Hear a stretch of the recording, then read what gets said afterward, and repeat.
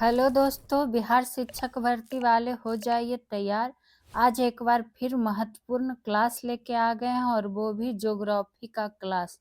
तो चलिए स्टार्ट करेंगे आज के पहले प्रश्न को।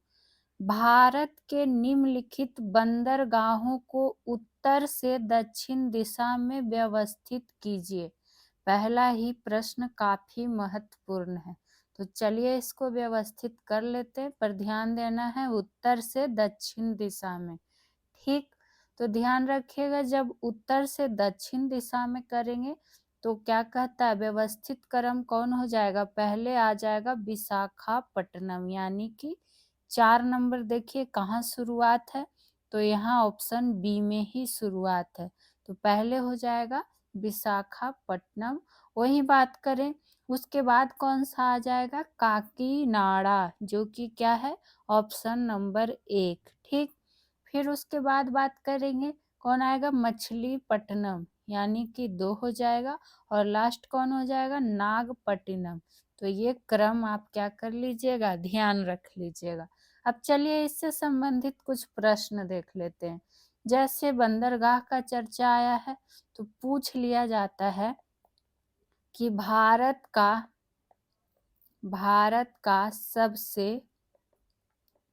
सबसे बड़ा बंदरगाह कौन सा बंदरगाह, तो सबसे बड़ा बंदरगाह, तो ध्यान रखिएगा ये कौन हो जाएगा, मुंबई बंदरगाह। कौन सा, तो मुंबई बंदरगाह। तो आपसे ये प्रश्न पूछ लिया जा सकता है। ठीक, आगे की अगर बात करें क्या और क्या प्रश्न बन सकते हैं, तो ध्यान रखिएगा पूछ सकता है कि भारत का सबसे क्या गहरा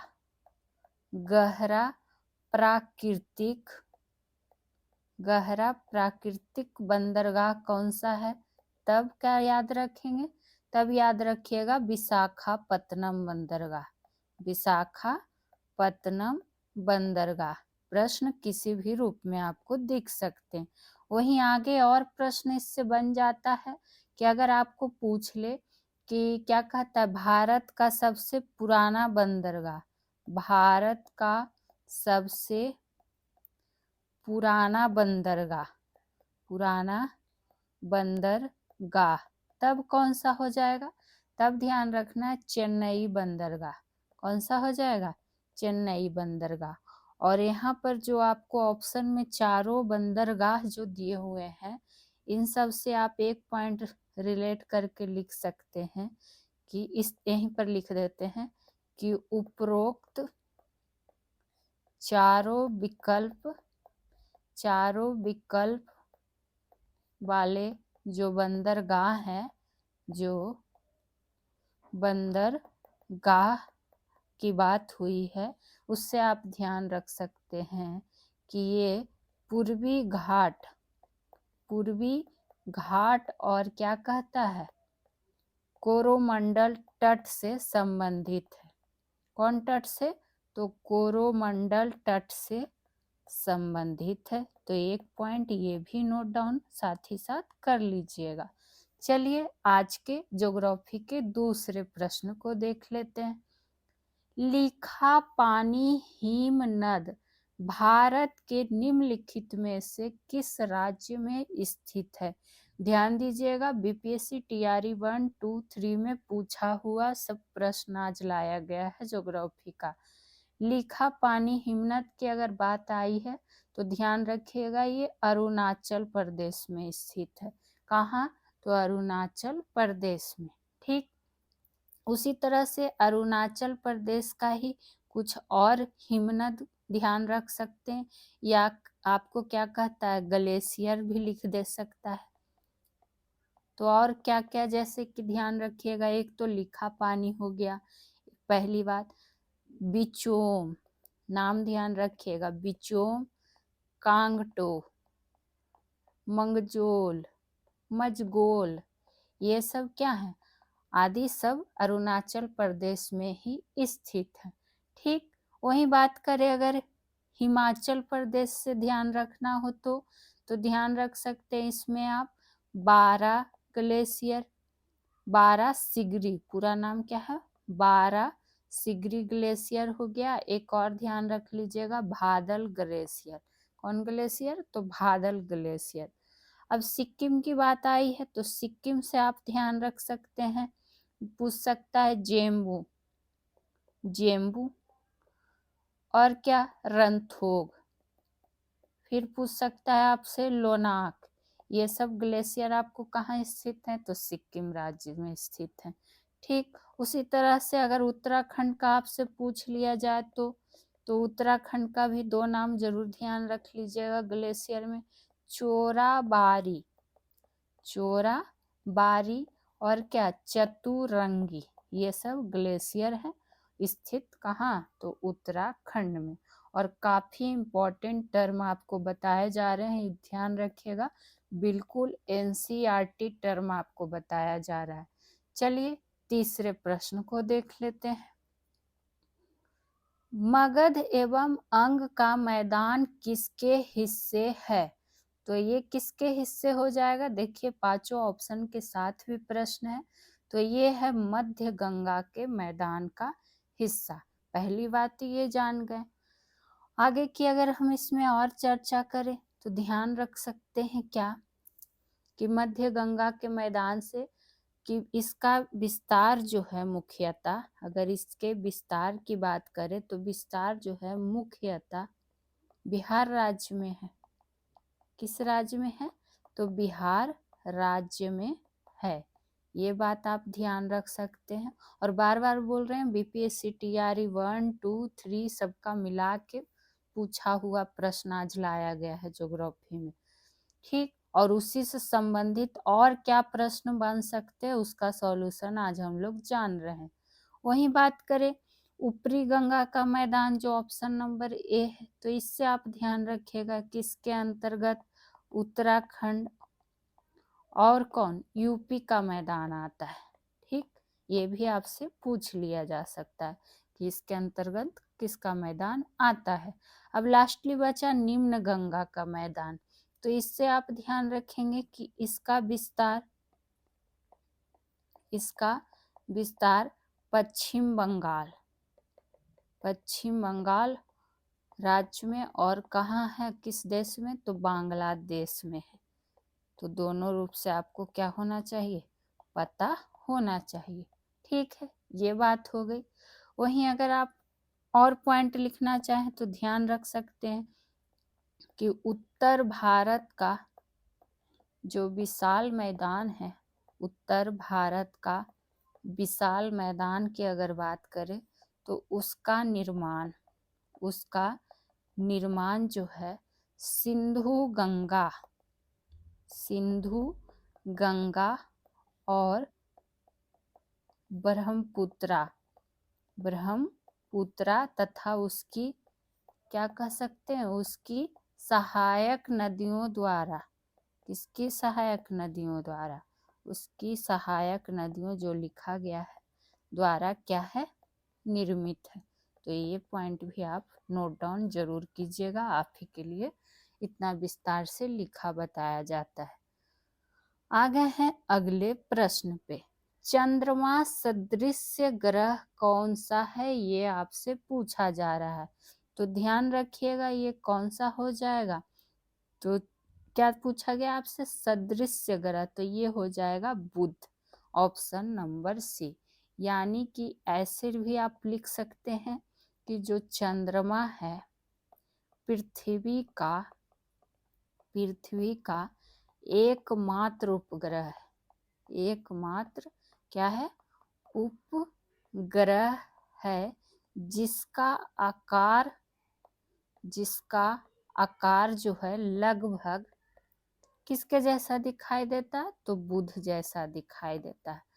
बुध जैसा क्या होता है, दिखाई देता है, इसलिए यहाँ पर आंसर क्या हो गया, बुध हो गया। ठीक, वहीं अगर आपका बुध का चर्चा आया है तो आप ध्यान रख सकते हैं कि सूर्य के सबसे निकट का ग्रह, सूर्य के सबसे निकट का ग्रह है कौन, तो बुध। ये बात भी आपको पता भी होगी। वहीं चंद्रमा और बुध दोनों पर क्या है, वायुमंडल का अभाव भी है।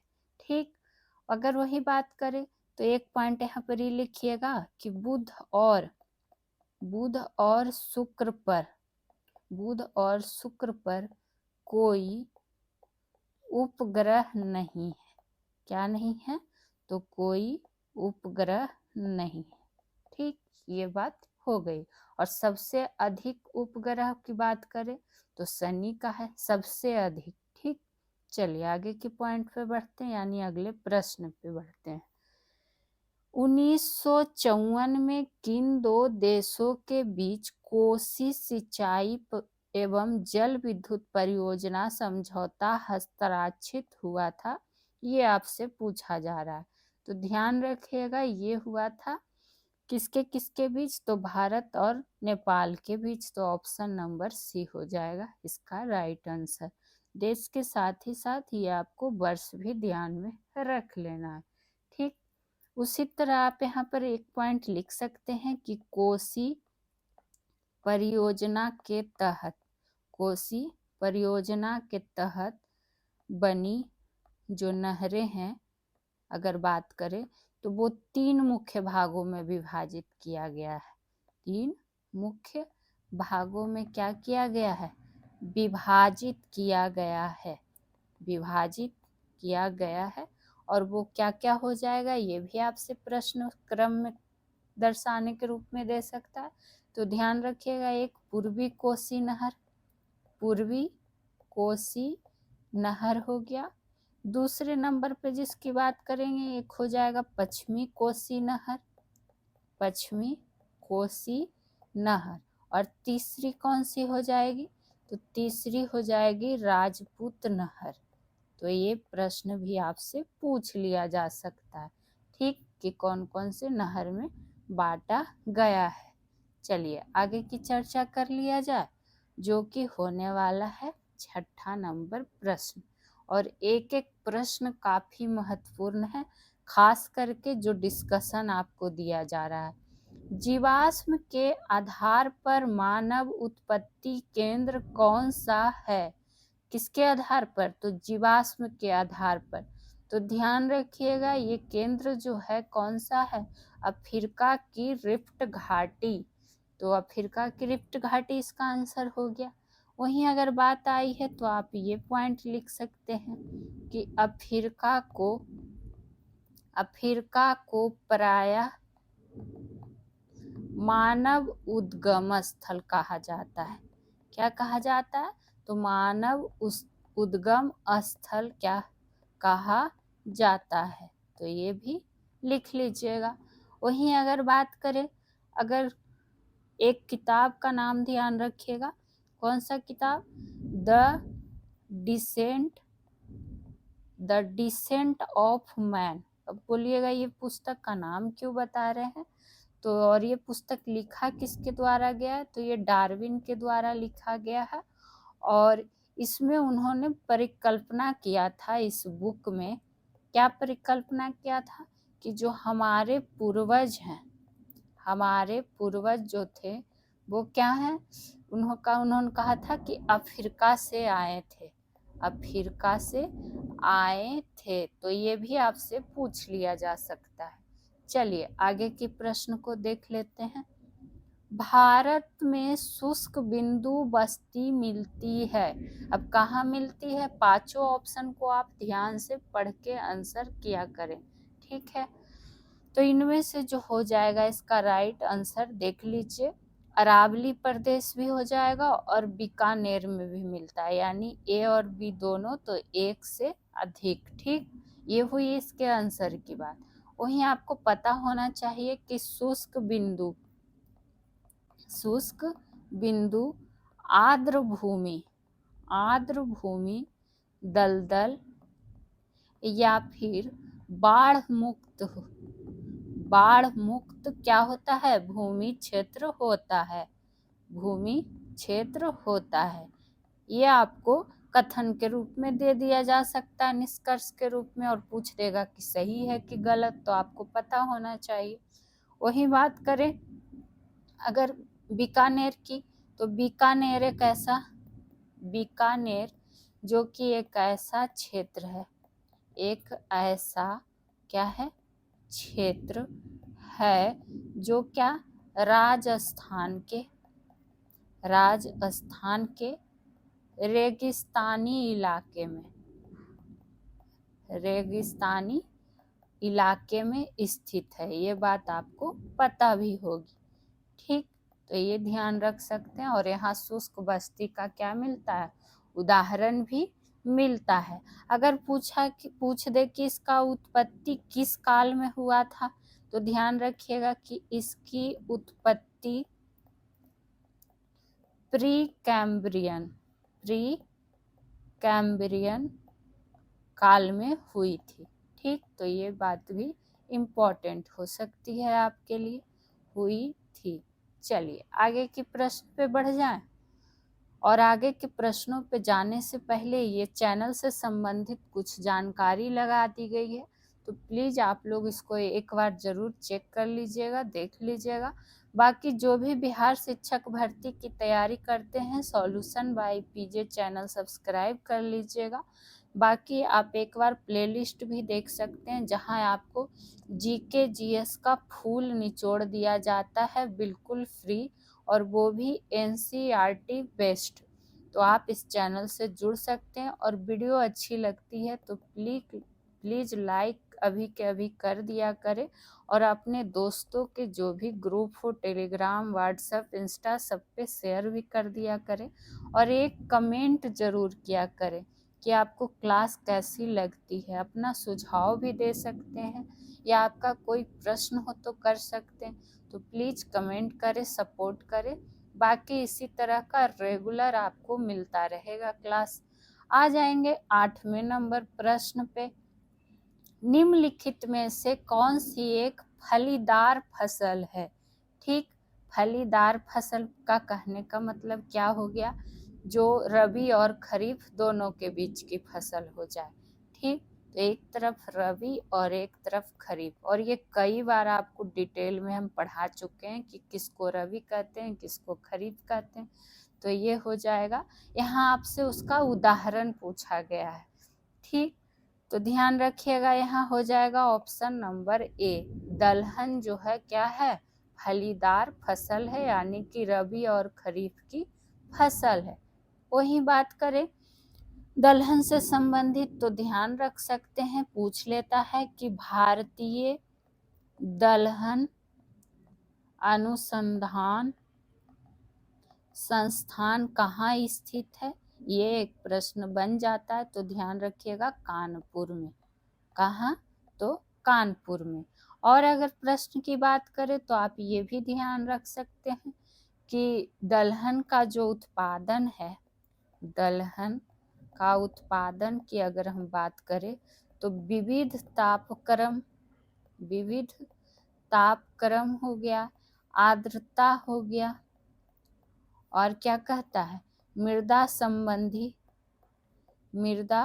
संबंधी दशाओं में किया जाता है, दशाओं में किया जाता है। तो ये भी इसमें आप क्या करेंगे, लिख लेंगे, किया जाता है, ठीक। वहीं अगर बात करें दलहन उत्पादन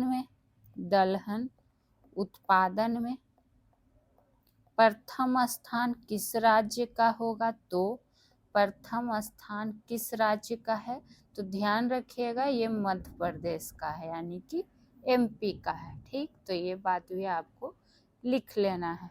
आगे की चर्चा कर लेते हैं। निम्नलिखित में से कौन से दो चरम स्थान पूर्व पश्चिमी गलियारे से जुड़े हैं, ये सब प्रश्न पूछे हुए हैं। और इससे संबंधित और क्या प्रश्न बन सकता है वो आपको बताया जा रहा है। तो ध्यान रखिएगा, ये हो जाएगा सिलचर और पोरबंदर। क्या हो जाएगा, सिलचर और पोरबंदर। वही बात करें, ध्यान रख सकते हैं कि पूर्व पश्चिमी गलियार और क्या कहता है, उत्तर दक्षिण गलियार कि कुल लंबाई अगर आपसे पूछते तो कुल लंबाई जो है 7142 किलोमीटर। ठीक, तो ये बात आप ध्यान रख ले सकते हैं। वहीं अगर बात करें तो इस तरह से एक पॉइंट यहाँ पर ये लिख सकते हैं कि पूर्व पश्चिम और उत्तर दक्षिण की जो बात आई है गलियारा, उत्तर दक्षिण गलियारा एक दूसरे को कहाँ काटती है, तो ध्यान रखिएगा झांसी में। कहाँ, तो झांसी में काटती है। ये भी आपसे पूछ ले सकता है, तो आशा करेंगे आप लोग नोट डाउन जरूर कर रहे होंगे। 10 नंबर पे आ जाते हैं। स्टैलेक्टाइट एवं स्टेलेग्माइट स्थलाकृतियां बनती हैं, किसके द्वारा बनती हैं, तो ध्यान रखिएगा ये भूमिगत जल द्वारा बनती हैं। ठीक है, तो ये आप इसको क्या करेंगे, बस ध्यान रख लेंगे। वहीं अगर स्टैलेक्टाइट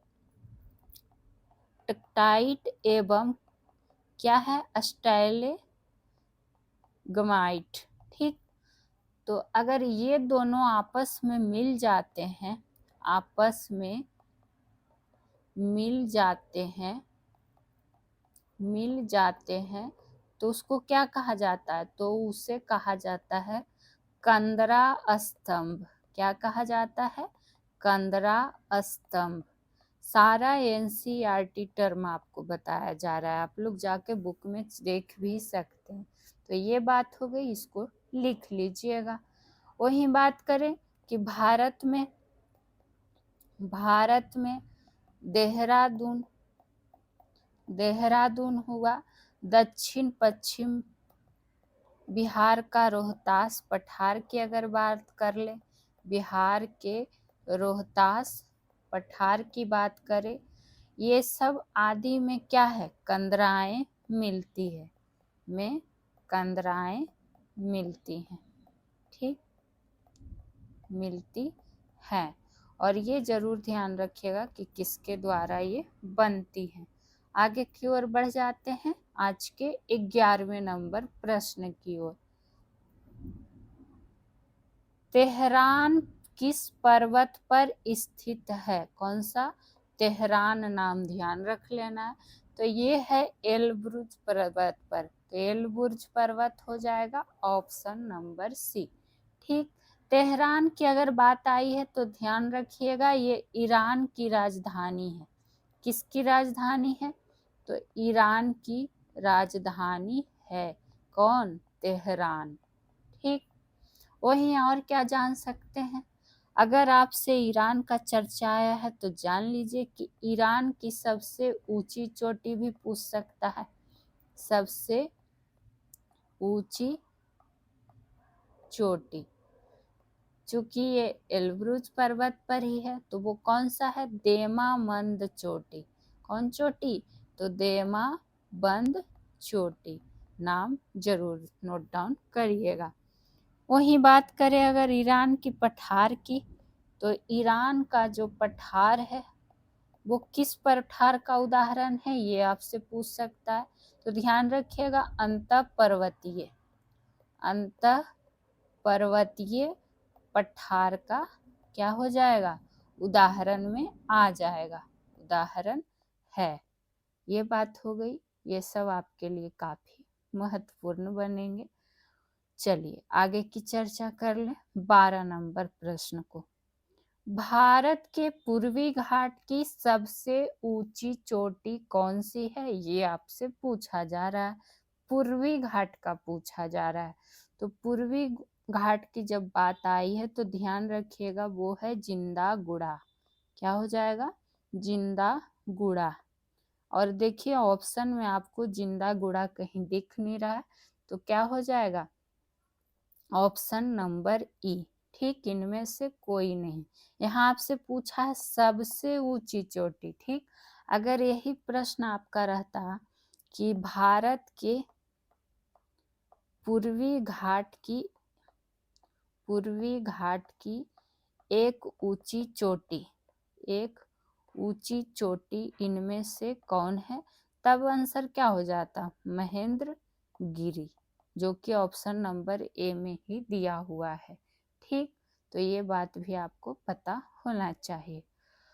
वहीं अगर बात करें और क्या ध्यान रख सकते हैं, एक था क्या, अन्नाई मुड़ी।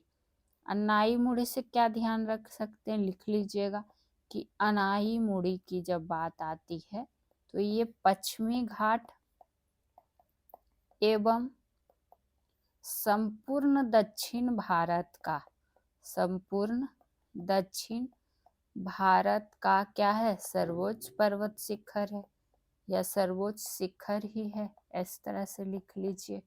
ठीक, और बी में क्या है हमारा, कंचनजंगा की बात आई है, तो कंचनजंगा को क्यों छोड़िएगा, इसको भी लिखिए कि ये कंचनजंगा जो है कहाँ स्थित है, तो ये सिक्किम में स्थित है।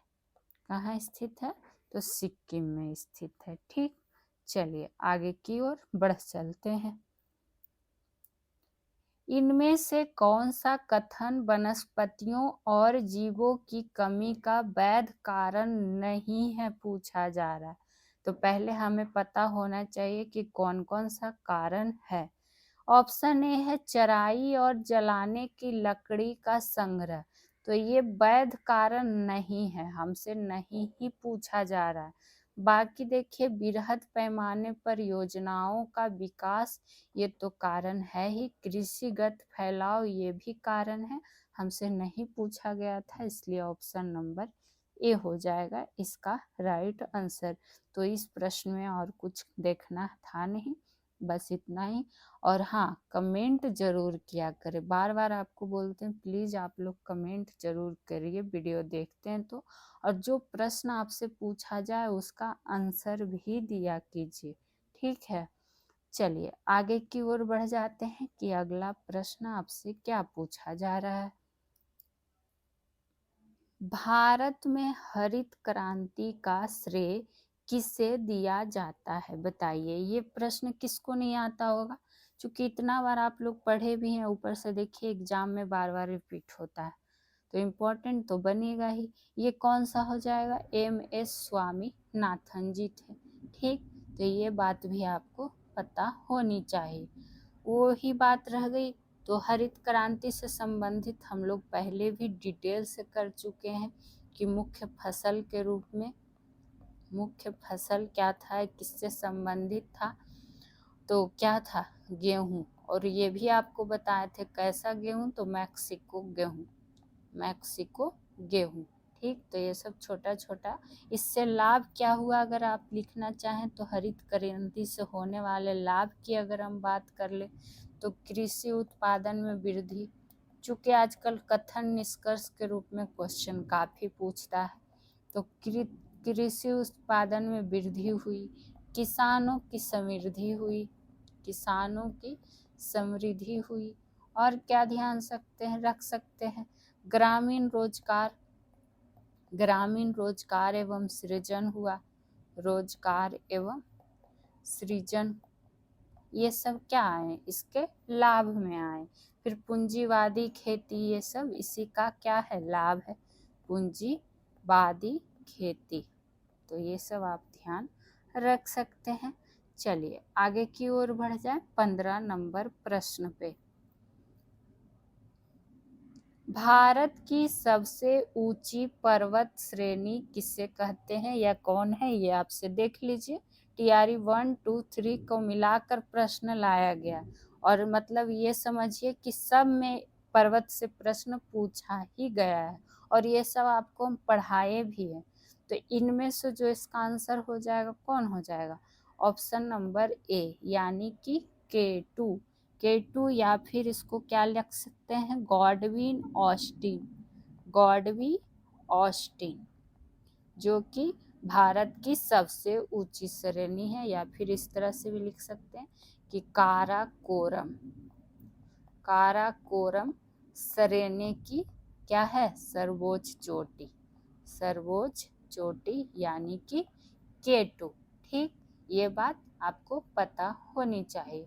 वहीं आप इस तरह से भी इसको लिख सकते हैं कि काराकोरम श्रेणी को उच्च एशिया की क्या कहा जाता है? रीढ़ कहा जाता है। रीढ़ कहा जाता है। तो ये बात भी इसमें आप करेंगे नोट। ठीक। वहीं हिमालय की सबसे ऊंची श्रेणी की अगर बात करें तो हिमालय की सबसे ऊंची श्रेणी की अगर बात करें तो कौन हो जाएगा? हिमाद्री या फिर क्या कह सकते हैं? बृहत हिमालय। चलिए आगे की प्रश्न पे चर्चा कर लेते हैं। 16 नंबर प्रश्न, भारतीय उपमहाद्वीप पूर्व में मूलतः एक भाग था, यानी कि आपसे पूछा जा रहा है कि किसका भाग था? तो ध्यान रखिएगा ये गोंडवाना लैंड का भाग था। किसका? तो गोंडवाना लैंड का भाग था। वहीं अगर इसमें आप पॉइंट लिखना चाहें तो ध्यान रख सकते हैं कि गोंडवाना लैंड में अंटार्कटिका हो गया, दक्षिण अमेरिका, अफ्रीका, मेडागास्कर, और क्या कहता है? और क्या लिख सकते हैं? इस तरह से लिखिएगा कि और ऑस्ट्रेलियाई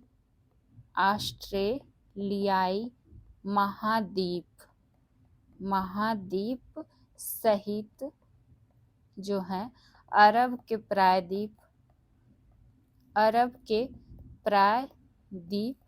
और क्या कहता है? भारतीय उपमहाद्वीप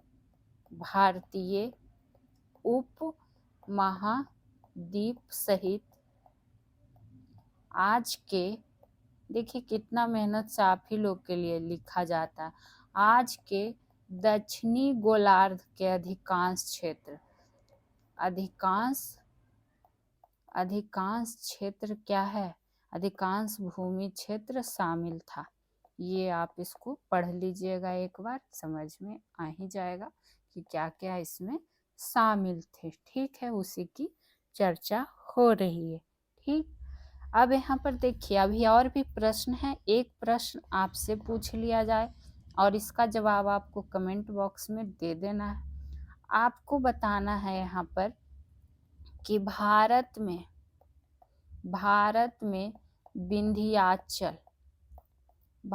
में विंध्याचल पर्वतमाला का जो निर्माण किस कल्प में हुआ था? ये आपको प्रश्न का आंसर देना है कमेंट बॉक्स में। और आशा करते हैं आप लोग सारे लोग क्या करेंगे, इसका जवाब देंगे भी। ठीक है, चलिए आगे की ओर बढ़ चलते हैं।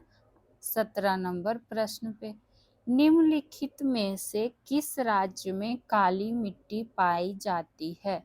तो जब बात आई है काली मिट्टी की तो ध्यान रखिएगा ये कर्नाटक और क्या कहता है महाराष्ट्र, मध्य प्रदेश, गुजरात, ये सब में मुख्यतः पाई जाती है। यानी उपयुक्त में से एक से अधिक इसका आंसर हो जाएगा। तो कर्नाटक, गुजरात और क्या कहता है महाराष्ट्र भी यहाँ हो सकता था। और ध्यान रख सकते हैं मध्य प्रदेश, ये सब में भी काली मिट्टी पाया जाता है। ठीक। वहीं काली मिट्टी की बात आई है तो देखिए काला से ही लिख देते हैं। काली मिट्टी को अगर बात करें तो ध्यान रखिएगा कि कपासी मिट्टी या फिर और किस नाम से जाना जाता है? तो रेगुर मिट्टी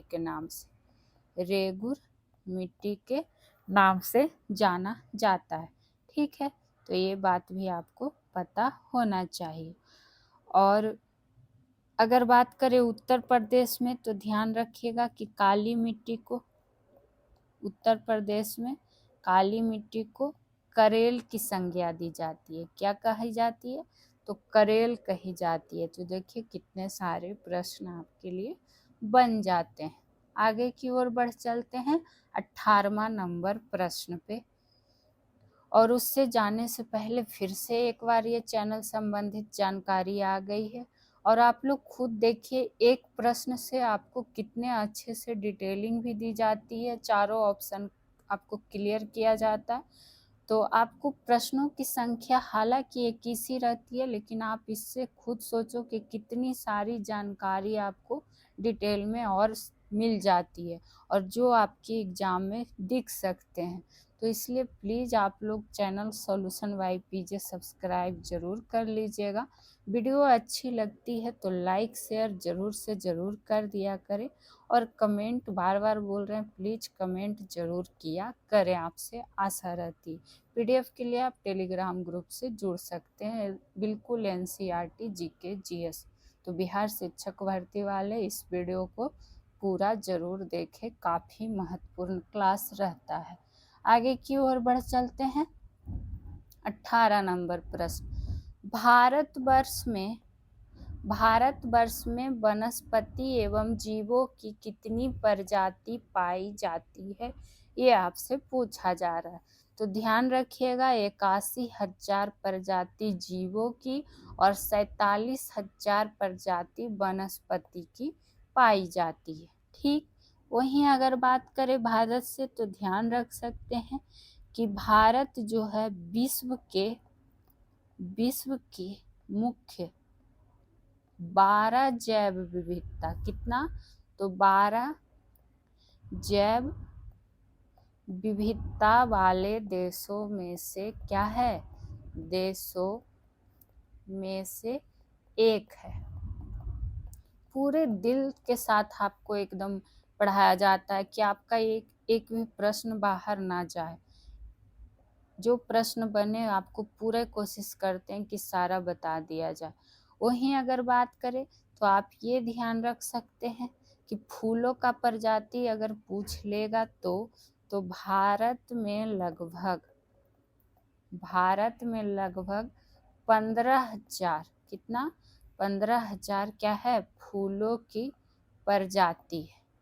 तो यहाँ हमसे पूछा गया था जीवों और वनस्पति की, अगर फूल का भी पूछेगा तो ध्यान रख लीजिएगा। ये बात हो गई, और ये लगभग डाटा है यहाँ पर दिया हुआ। चलिए आगे की चर्चा कर ले। 19 नंबर पर, खनिज निम्नलिखित में से किस चट्टान के स्तर में जमा होता है। तो ये जो जमा होता है अवसादी चट्टान, तो ऑप्शन नंबर ए। चट्टान भी आपको हम पूरा क्वेश्चन करवा चुके हैं, आप लोग प्लेलिस्ट देखिएगा तब ना। वहीं अवसादी चट्टान को परतदार चट्टान, कौन चट्टान, तो परतदार चट्टान भी कहा जाता है। ये पॉइंट आप इसमें नोट डाउन कर सकते हैं। ठीक है, अगर बात करें तो अवसादी चट्टान का उदाहरण में एक बार बार पूछ लिया जाता है, कौन, तो लोयस, कि लोयस किस चट्टान का उदाहरण है, तो अवसादी चट्टान का। ठीक, वहीं आप ध्यान रख सकते हैं कि पृथ्वी के भूपृष्ठ का लगभग कितना प्रतिशत, 75% भाग पर अवसादी चट्टान का विस्तार है। अवसादी चट्टानों का ही क्या है, विस्तार है। तो ये भी आप इसमें लिख लीजिएगा, विस्तार है। ठीक, आगे अगर इसमें बात करें तो और ध्यान रख सकते हैं कि दामोदर नदी हो या फिर महानदी तथा एक गोदावरी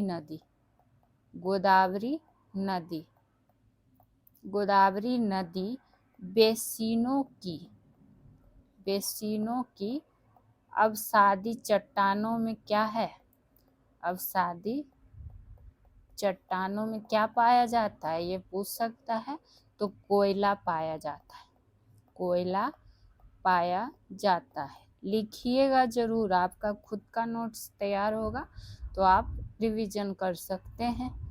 20 नंबर प्रश्न आ चुका है, जल प्रपात और नदी के निम्नलिखित जोड़ों में से कौन सा जोड़ा सही सुमेलित नहीं है, पूछा जा रहा है, ध्यान रखिएगा। तो देखिए और पहले इसके लिए सारा हमें देखना पड़ेगा। ऑप्शन ए है जोग जलप्रपात, जो कि शरावती नदी पर स्थित है। तो ये तो सही दिया हुआ है, हमसे नहीं सही वाला पूछ रहा है ना, तो ये तो सही है, तो ये आंसर होगा नहीं। ऑप्शन बी है कपिल धारा कावेरी नदी पर, नहीं ये गलत दिया हुआ है। जब कावेरी नदी पर कपिल धारा जलप्रपात नहीं है तो किस नदी पर है? तो ध्यान रखिएगा ये नर्मदा नदी पर स्थित है। किस नदी पर? तो नर्मदा नदी पर। ठीक, उसी तरह से देखिए सी में है धुआंधार जलप्रपात गोदावरी नदी, तो ये भी गलत दिया हुआ है, चूंकि धुआंधार जलप्रपात भी कहाँ है? तो ये नर्मदा नदी पर ही स्थित है, तो ये भी आपका गलत दिया हुआ था। वहीं अगर बात करें इसके आंसर की तो ऑप्शन नंबर डी हो जाएगा, क्योंकि एक से अधिक है जो सही नहीं है। उसी तरह से अगर आपसे पूछ लिया जाए कि विश्व का सबसे ऊंचा जलप्रपात कौन सा है, क्योंकि जलप्रपात से ही प्रश्न है तो ये भी पूछ सकता है। तो ध्यान रखिएगा एंजिल जलप्रपात, एंजिल जलप्रपात जो कि कहाँ स्थित है? तो वेनेजुएला में, वेनेजुएला में स्थित है क्या सबसे ऊंचा जलप्रपात। वही एंजिल जलप्रपात किस नदी पर स्थित है? तो कैरोनी नदी पर। किस नदी पर? तो कैरोनी नदी पर स्थित है। वहीं भारत का सबसे ऊंचा जलप्रपात की अगर बात कर दे तो ध्यान रखिएगा कुंची कल जलप्रपात, कुंची कल जलप्रपात जो कि किस नदी पर? तो बराही नदी पर, बराही नदी पर। आज के अगले प्रश्न और अंतिम प्रश्न पे चर्चा कर लेते हैं। 21 नंबर, निम्नलिखित में से कौन सी सहायक नदी ब्रह्मपुत्रा से उत्तर दिशा से नहीं मिलती है, पूछा जा रहा है। तो ध्यान दे लेते हैं। ऑप्शन ए है सुबनसिरी, बी है बेलसिरी, सी है मानस, डी है एक से अधिक, ई है कोई नहीं। तो इनमें से कोई नहीं है जो कि क्या हो जाएगा, सहायक नदी ब्रह्मपुत्रा से उत्तर दिशा से नहीं मिलती है। ठीक है, वहीं आप ध्यान रख सकते हैं कि भारत से होकर बहने वाली सबसे लंबी नदी पूछे तो इस तरह से प्रश्न रहे तो तब क्या हो जाएगा, ब्रह्मपुत्रा नदी, ब्रह्मपुत्रा नदी।